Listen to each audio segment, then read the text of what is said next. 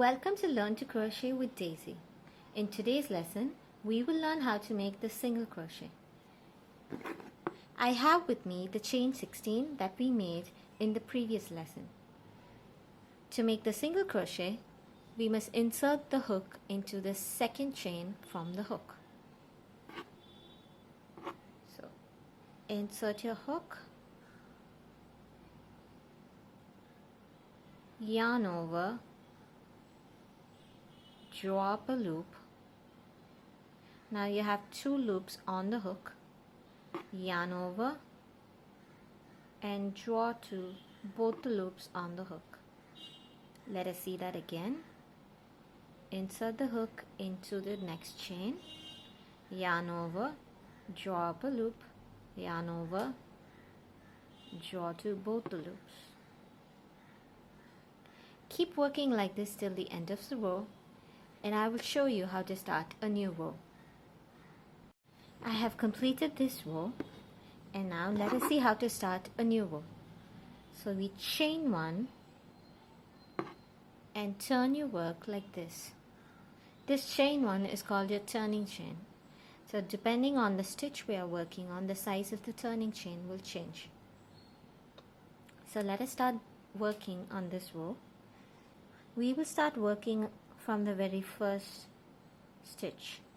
So insert the hook into the next single crochet, the first single crochet, yarn over, draw up a loop, yarn over, draw to both the loops. Let us do that one more time.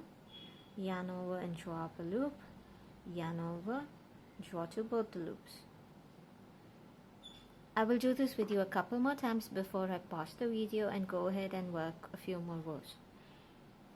So insert the hook, draw up a loop, yarn over, draw to both the loops. Insert the hook, oops, I got only one loop. Draw up a loop, yarn over and draw to both the loops. Keep working this way. I will work maybe 4 more rows and I will meet you after that. I have completed 6 rows, and before I forget, the abbreviation for single crochet is SC and the symbol is a small x. So let us see the parts of the stitch. There are 2 loops on top, so the ones in front are your front loops, the ones behind are your back loops. And if you just turn your work over, you see this little stitch just behind the back loop. That is the bump in the back. So this is how that looks. And you can change the way your stitches look by just changing where you insert your hook. For example, here in this little swatch, I have worked this only in the back loops. See how this has become so stretchy and looks like a ribbing? And in this one, I have worked only in the bumps at the back. So what it has done is it has pulled the other 2 loops in front, made them stand up like that. This also looks like a ribbing. And that's all for today's lesson.